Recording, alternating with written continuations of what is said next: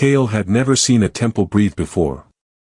Not metaphorically, he wasn't some wandering philosopher who read too many Terran epics. He meant it literally. The obsidian walls of the Forgotten Moon Temple were expanding and contracting in long, deliberate rhythms, as if the entire structure were calmly inhaling beneath the sallow light of a nearby red dwarf. It made a faint sound, something between a whale's sigh and an old man's complaint.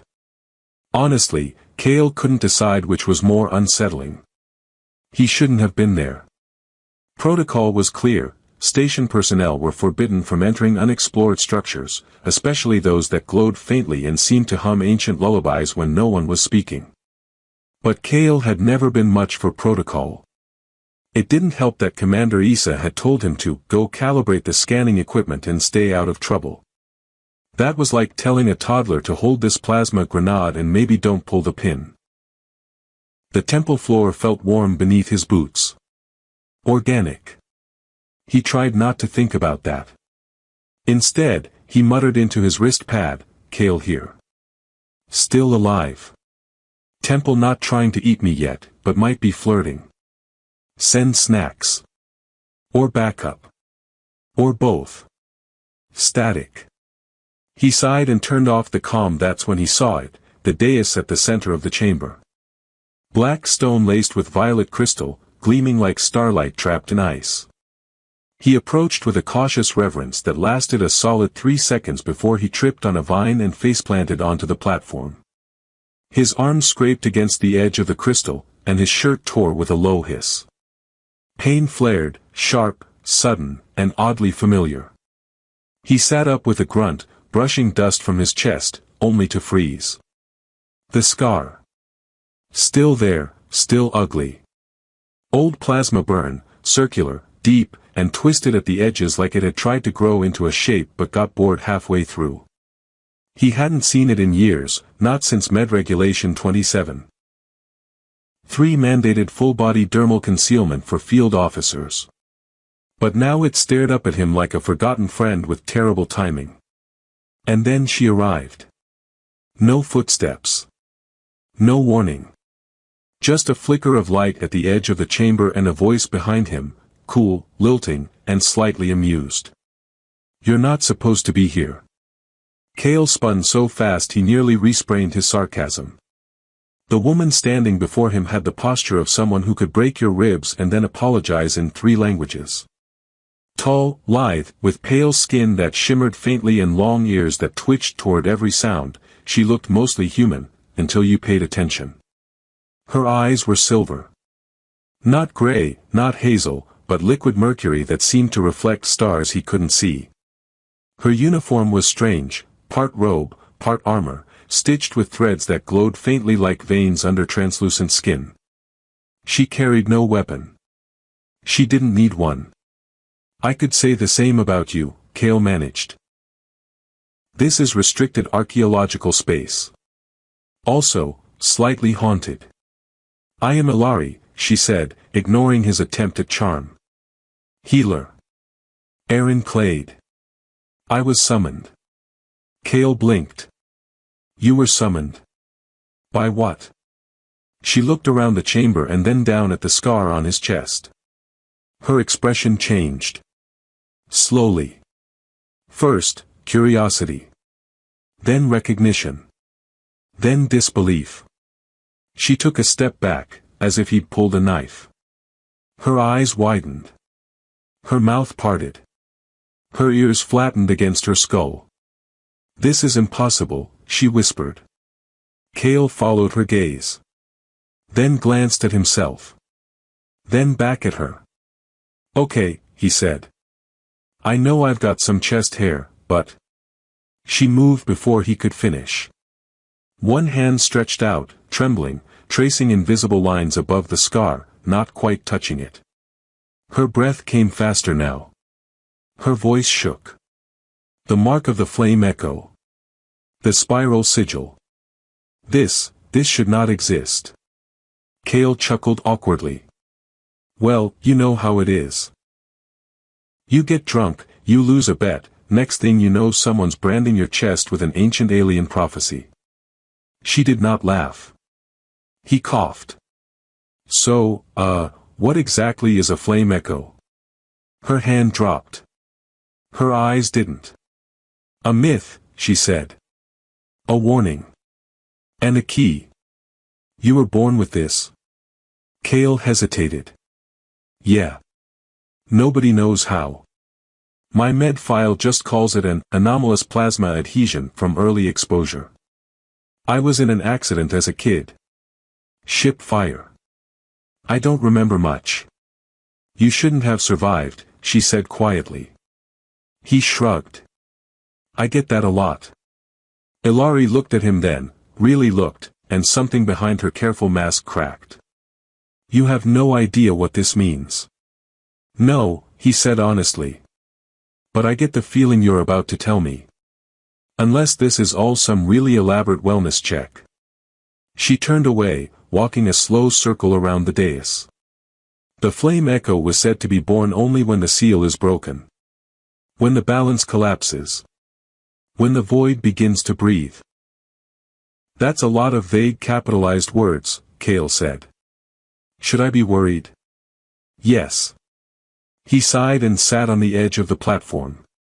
Figures. I skip one briefing and suddenly I'm the harbinger of cosmic doom. Great. Just great. Can I at least finish lunch first? She turned back to him. They'll come now. The ones who buried this place. The ones who feared the scar. They'll know it's awakened. They, he repeated. Wait, who exactly is they? As if in answer, the chamber's breathing deepened. The walls pulsed. Somewhere far above them, something groaned to life. Ilari stepped closer. We have to go. Cale stood slowly, tugging his shirt back over the scar. All right, fine. But just so you know, I'm blaming you in my report. He reached for his wrist pad, which chirped once, then melted. Literally. A thin wisp of smoke curled from the screen as it sizzled into goo. Cale blinked. Okay. I might have deserved that. Ilari sighed. We're already too late. The corridor beyond the breathing chamber didn't so much exist as it did reveal itself, like it had been waiting for someone to finally qualify as important enough to enter. The walls parted not with a hiss or grind, but with the gentle sound of paper folding in another room. Cale blinked at the opening. That wasn't there 5 seconds ago. It wouldn't have been, Ilari said without turning around. Her pace was brisk, her step certain. Until you triggered the gate sigil, this passage was elsewhere.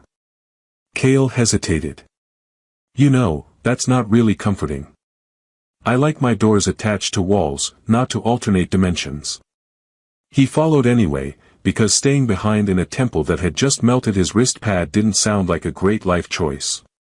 Also, Ilari might be terrifying, but at least she had a plan, and long ears that twitched in a way that made her unreadable and weirdly charming all at once. The hallway curved as they walked, its surface dark and glassy, but pulsing faintly with streaks of starlight embedded beneath. Not painted. Not lit. Moving. Cale reached out once, and the wall rippled like water, adjusting to the shape of his hand, then rejecting it with a static zap that singed his fingers. Ow, he muttered. I think your walls are judgmental.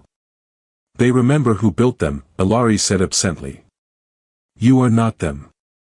Cale flexed his fingers. Yeah, well, maybe they shouldn't hold grudges. They reached a junction where the corridor split into 3 paths, each glowing a different color, red, green, and a disconcerting ultraviolet that made Cale's molars ache. Ilari paused. It's testing you. Cale pointed to the green one. Well, green usually means, go, so I'm gonna vote for that. No, she said, staring at him. It's testing you. The walls flared in response, the light strobing faster, the air growing heavier. Symbols flickered into existence above each path, circles within triangles, jagged lines, and spirals that danced across Cale's vision even when he blinked. He stepped back. Aha. Okay. Is this like a pick the right chalice or die kind of thing? Because I failed puzzle logic back at the academy. Twice. Ilari took his hand. It wasn't a comforting gesture. It was more like grabbing a tool that might be useful if you're careful not to break it. She pressed his palm to the wall beside the green corridor. The symbol from his scar, twisted and incomplete, burned briefly into the surface before fading. The green light brightened. Kale raised an eyebrow. So. I am the key. You are a key, she corrected. There may be others. Wow, he muttered. Way to make a guy feel special. They took the green path. The air changed as they moved, crisper, charged, like walking through the inside of a thundercloud. The hallway opened into a chamber far grander than the last. The ceiling stretched impossibly high, vanishing into a dome of stars that couldn't possibly fit within the moon's structure. Ribbons of energy arced between massive spires, and in the center stood a console shaped like a flower made of crystal and bone. Kale approached it slowly. So, what does this thing do? It speaks to the vault, Ilari said. He squinted. Is the vault a metaphor? No. It's a planetary memory bank. Of course it is, he sighed. Because every ancient alien ruin needs one of those. She circled the console, fingers tracing the symbols without touching. Your presence may allow it to open. The mark you bear, it isn't just a key. It's a permission. Kale looked down at his chest. The scar itched faintly beneath his shirt. So who gave me permission? My mom always said I was a cosmic accident. She may not have been wrong, Ilari murmured. But some accidents are necessary. He snorted. That's going on my tombstone. He stepped forward. The console brightened, its petals unfolding. Energy flowed through it like sap in a tree, illuminating glyphs in a spiral pattern. A voice echoed from above, deep, resonant, speaking in a language that made Kale's skull throb. Ilari stiffened. It speaks Irinic. Ancient dialect. I can translate. The voice repeated, slower this time. Ilari closed her eyes, mouthing the words, then translated aloud. Harbinger found. Permission verified. Vault fragment unlocked. Warning, observers detected. Kale's stomach sank. Observers? That doesn't sound friendly. Observers, Ilari said grimly, are not friendly. They were the ones who tried to erase the flame echo prophecy. Who hunted my people into shadows. If they know you live, they will come. Kale groaned. Great. Galactic assassins.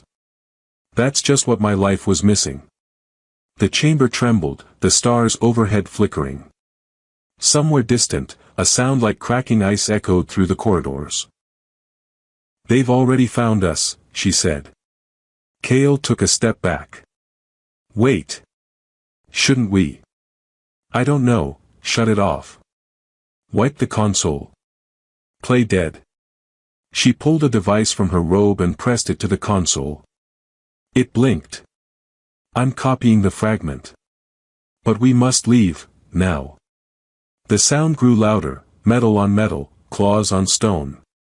A flicker of movement at the far end of the chamber. Tall, dark, segmented forms. Too many legs. Not enough face. Kale backed toward the exit. Ilari? Run, she said. Yep. He turned and sprinted. They tore through the corridor as the temple rumbled behind them. The passage twisted of its own accord, redirecting them. Kale nearly tripped on his own boots as the hallway spiraled downward instead of forward. Why is it doing this? He shouted. It's protecting you. Well, can it protect me a little more gently? They dropped into another chamber, this one smaller, shaped like a teardrop. A single pod sat in the center, metallic, humming. Ilari ran to it. This is a transit seed. It'll get us out. Kale stared. That thing? It looks like a rejected escape capsule from a bug museum. It's organic, she said, climbing inside. It will adapt. He looked at the pod. Then at the skittering sound drawing closer. Fine. But if I get eaten alive by alien upholstery, I'm haunting you. He dove in. The pod closed around them. Light flared, and the world bent sideways. Kale screamed. Not out of pain, but because the inside of the pod started playing opera. Loudly. In reverse. Ilari. It's calibrating. To what, my nightmares? A flash. A pulse. And then. Silence. Just darkness. And Kale's voice, drifting in the void. I really should have stayed in bed. Kale woke up face first against something warm, humming, and suspiciously damp. Please don't be Ilari, he mumbled groggily. It wasn't. Thankfully. The pod had cracked open like a biological egg, slimy petals folding outward, revealing a chamber lined with bioluminescent moss and air that smelled like fresh rain and burnt toast. Kale peeled himself upright with the grace of a sedated koala and promptly hit his head on a low-hanging rib of cartilage. Ugh. I hate alien birth metaphors. Across from him, Ilari was already on her feet, brushing moss from her robe, ears flicking in mild distaste. She looked entirely too composed for someone who had just been hurled across space in what essentially amounted to a fleshy seed pod. Where are we? Kale groaned, squinting into the pulsing light. Ilari tapped the interface on her bracer. Underground. Possibly under the crust of Ozer 8's second moon. The pod chose a cloaked refuge point. Kale looked around. The chamber was high and domed, filled with alien flora, tall stalks with translucent leaves, floating spores that hovered like lazy jellyfish, and a stream that glowed blue and made a faint whistling sound as it flowed uphill. So, we're in a cosmic greenhouse. Of sorts. Kale stepped into the moss, which promptly made a slurping noise under his boots. Gross, he muttered. Do not eat my shoes. A faint chime echoed around them. Then another. Then silence. Ilari turned, eyes narrowing. It knows we're here. What knows we're here? Kale said. Please don't say the observers. Or an ancient planetary intelligence with abandonment issues. She didn't answer immediately, which was never a good sign. Instead, she walked toward a structure half swallowed by the moss, a console shaped like a harp made of bone. She brushed her fingers across it and whispered something in a dialect Kale didn't recognize. The structure shimmered, and a projection bloomed in the air. A holographic map of the system, stars pulsing like heartbeats. In the center, a shape. Not a planet. Not a station. Something coiled. Kale pointed. Okay. What's that? And please tell me it's just an artistic flourish. Ilari shook her head. It's the cradle. A ship. A vessel of life. Left behind by the Erin's precursor race. You have precursor races? Kale said. Seriously? I can't even trace my ancestry past my great-aunt who thinks the moon landing was staged by sea turtles. Ilari didn't blink. The cradle is a living archive. It holds genetic strands, memories, even thought seeds. It was built as a failsafe. To preserve knowledge in case the Flame Echo prophecy came true. Kale stared at her. Right. Because that's always a good sign. In case Prophecy X happens, release ancient megastructure Y and hope for the best. He looked again at the map. The cradle pulsed faintly, orbiting the far edge of a gas giant, hidden in magnetic storms. Okay, he said. Let's say we find it. Then what? Then we wake it. Kale blinked. Have you met me? I can't even wake up my own apartment AI without bribing it with jokes. She turned, her silver eyes calm and unreadable. It will respond to you. You bear the mark. It may see you as a trigger. Kale gestured at himself. I am not a trigger. I'm a junior field tech with low patience and a caffeine dependency. And yet, she said, you opened the vault. You survived the temple. You carry the spiral sigil. Kale ran a hand through his hair. Look, that scar could be anything. Cosmic accident. Weird birthmark. A bad tattoo from a shape-shifting X. She tilted her head. Is that humor or truth? Little bit of column A, little bit of existential dread. A faint rumble interrupted them. The ground trembled, just slightly, like a giant clearing its throat. Kale looked up. Okay, what now? A panel in the wall cracked open with a pop and a hiss, revealing a narrow passageway leading downward, its floor lit by threads of liquid light. A voice echoed from within. Faint. Musical. Like wind chimes having a theological debate. Kale looked at Ilari. So that's normal, right? She didn't respond. Instead, she moved forward. It's calling. He followed reluctantly. Could it call later? Like, after lunch? The corridor wound downward for what felt like hours, though Kale's sense of time had long since been replaced by mild nausea and an overwhelming desire for breathable air that didn't smell like bioluminescent fungus. Eventually, they reached a chamber unlike the others. Circular. Empty. Except for one thing. A pod. Not like the seed they traveled in. This one was upright, metallic, and humming with restrained power. Veins of light ran across its surface, shifting in pattern with each breath Kale took. And then the pod hissed. Steam vented. The seal cracked. Kale stepped back. Whoa whoa whoa, hang on, are we opening this? Is this like a dramatic reveal or a horrible mistake? I need to emotionally prepare. The pod opened. And something stepped out. Not human. Not fully. Tall, with skin like brushed silver and eyes that shimmered with too many colors. No mouth. No nose. Just a crown of shimmering crystal on its head and a sense of presence that filled the air like gravity. It looked at Kale.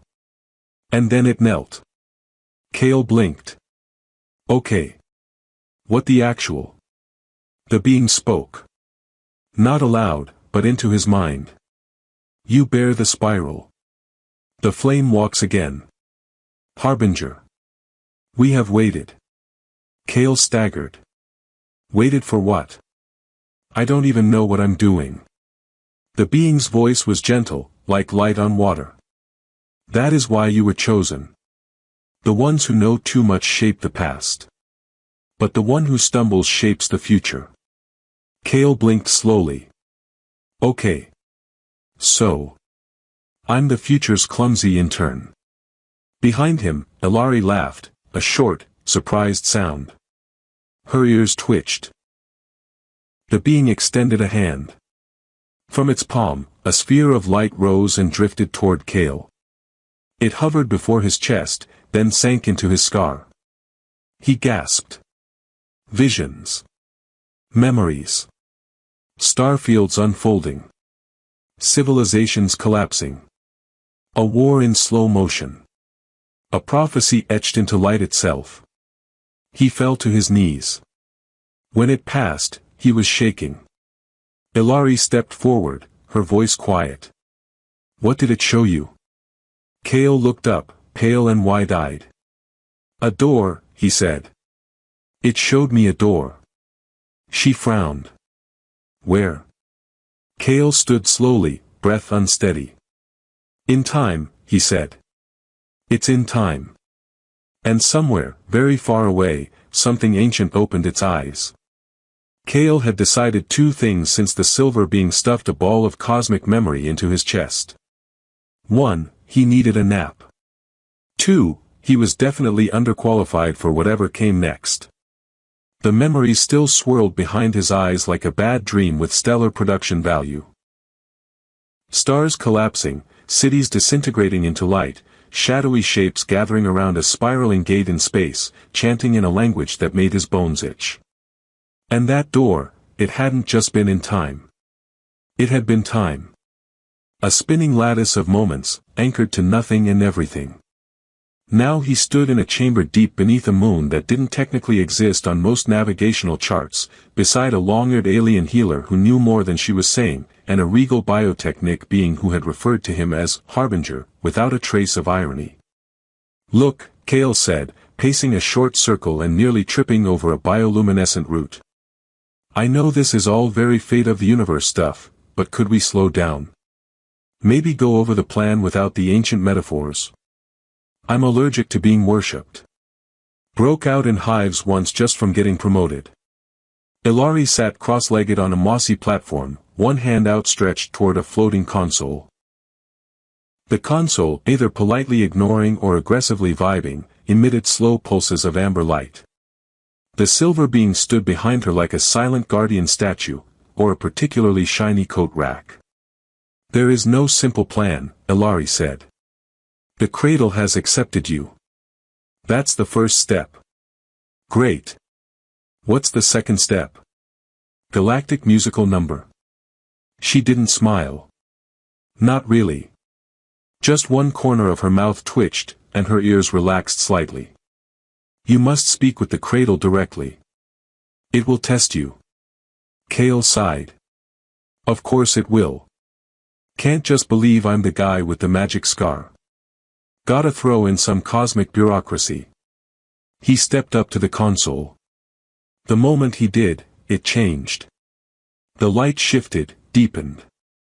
Symbols appeared, familiar, though he didn't know how. The spiral mark pulsed beneath his shirt. The console spoke in a soft chime. "Interface calibrated.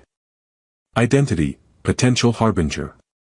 Initiate phase, calibration." "Sounds friendly," Kale said. "Like a toaster that's maybe thinking about conquering a continent." A beam of light burst from the center, surrounding him in a shimmering cocoon.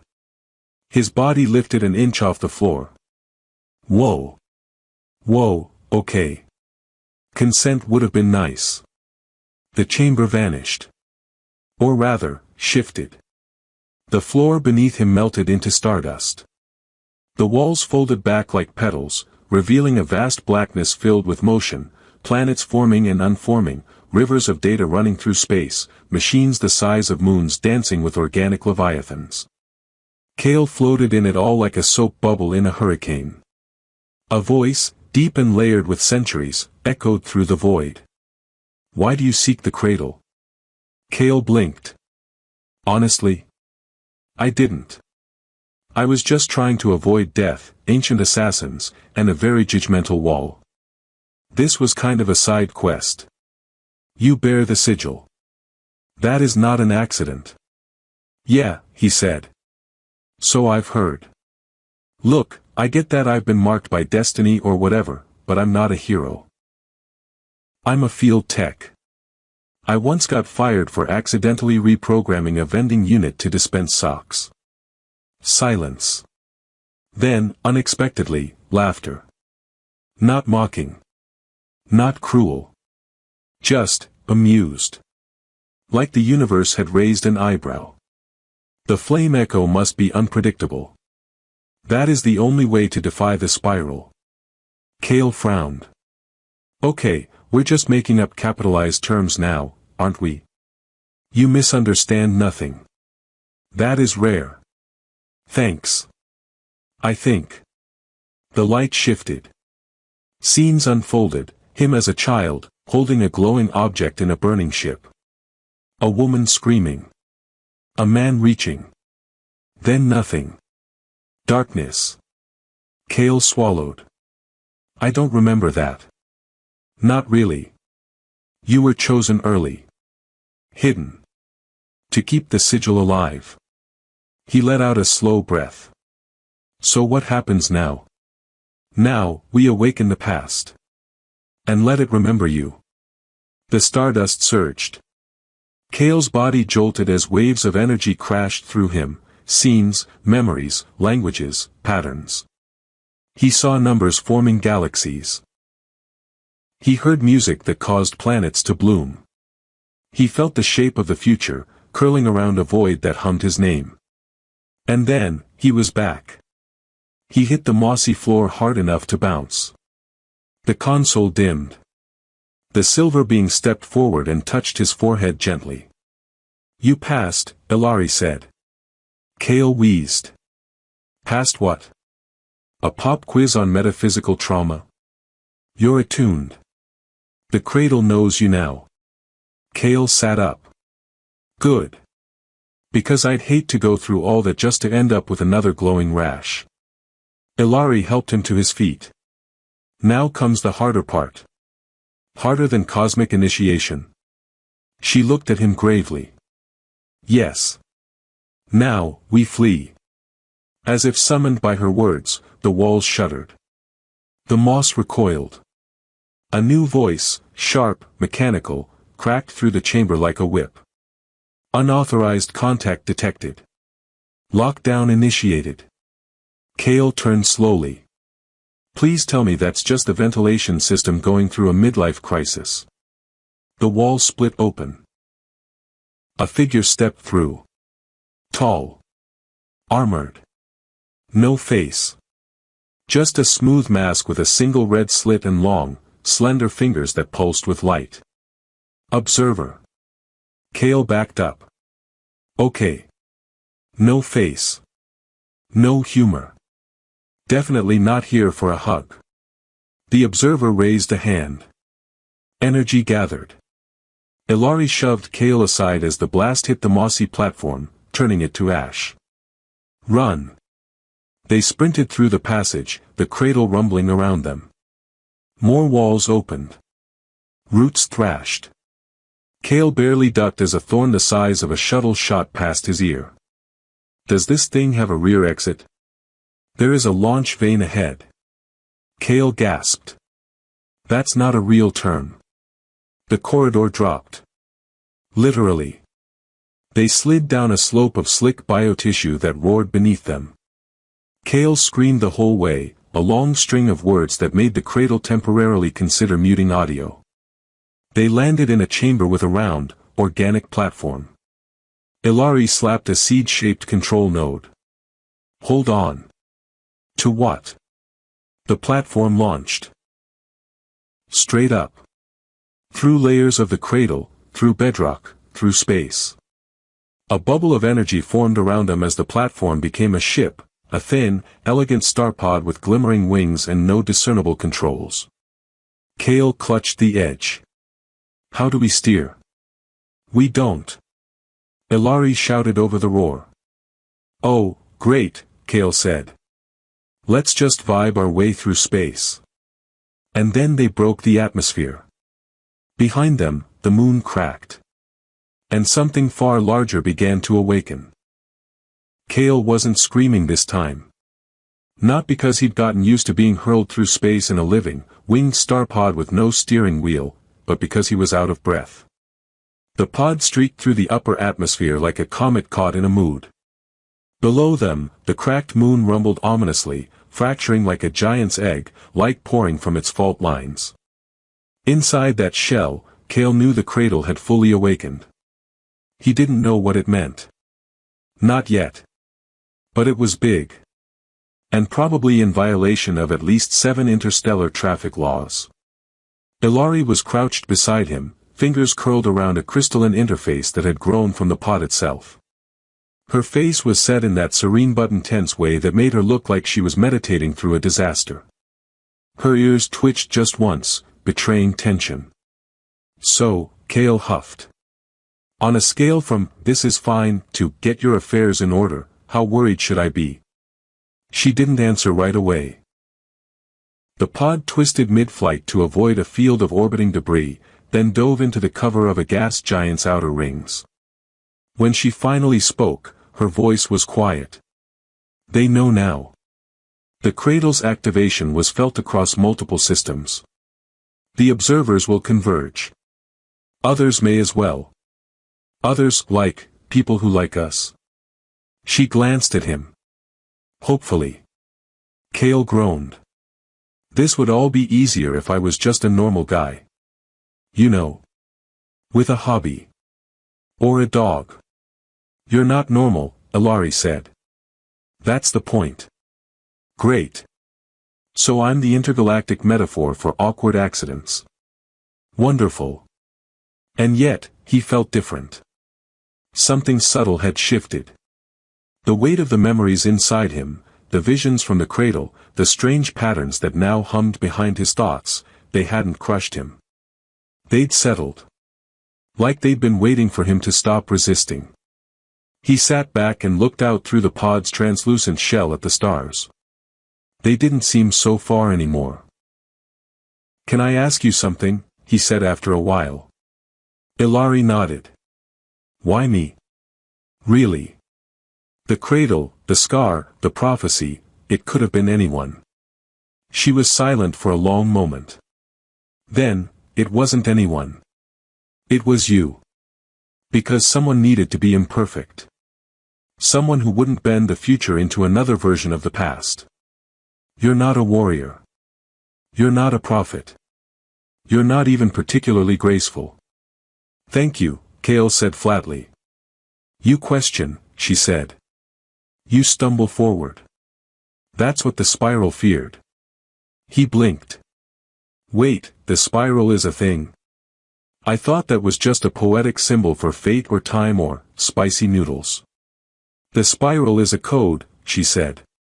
A recursive reality loop embedded in the foundations of certain galaxies. A design that repeats itself to ensure power always flows the same way.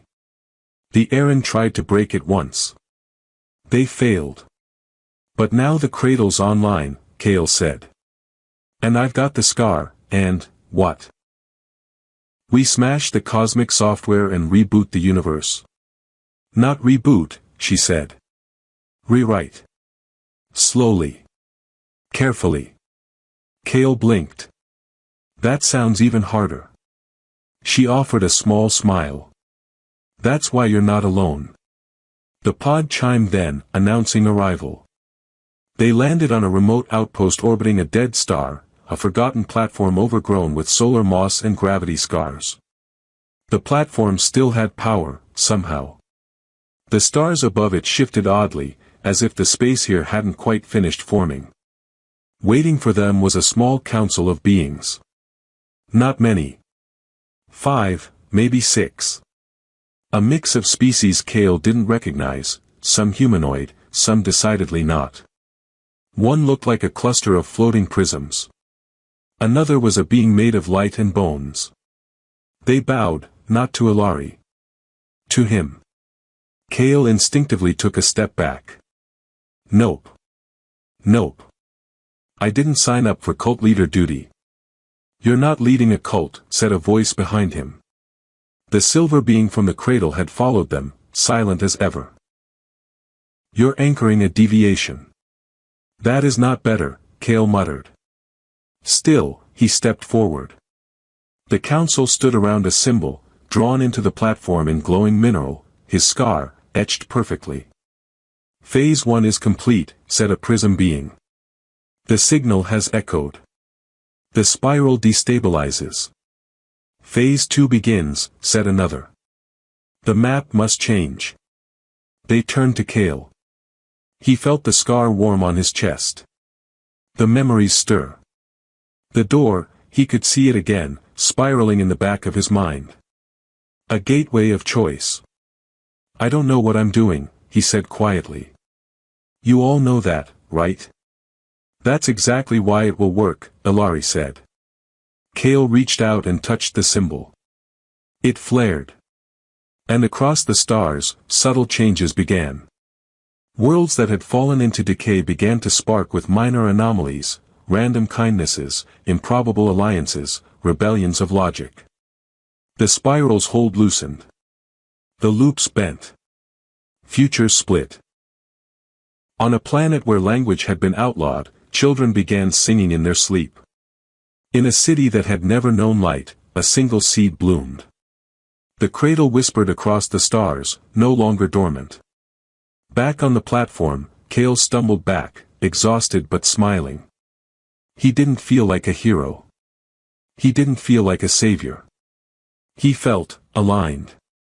Like himself, finally fitting into his own skin. So, he said, turning to Ilari. What happens now? She folded her arms, ears angled playfully. Now. We teach. We share. We guard. And occasionally, we run. He laughed. Good. I missed running. They stood together, watching as the stars above seemed to spin just slightly out of rhythm. A new rhythm. Kale looked up, the weight of destiny no longer heavy, but worn like an old coat. Faded, frayed, and entirely his. Let's rewrite the galaxy, he said. Ilari nodded. One clumsy step at a time. And somewhere, in the places between stars, the spiral shuddered. Not with fear. But with change. For the first time in eons. The loop had broken. And no one knew what would happen next. Exactly as it should be.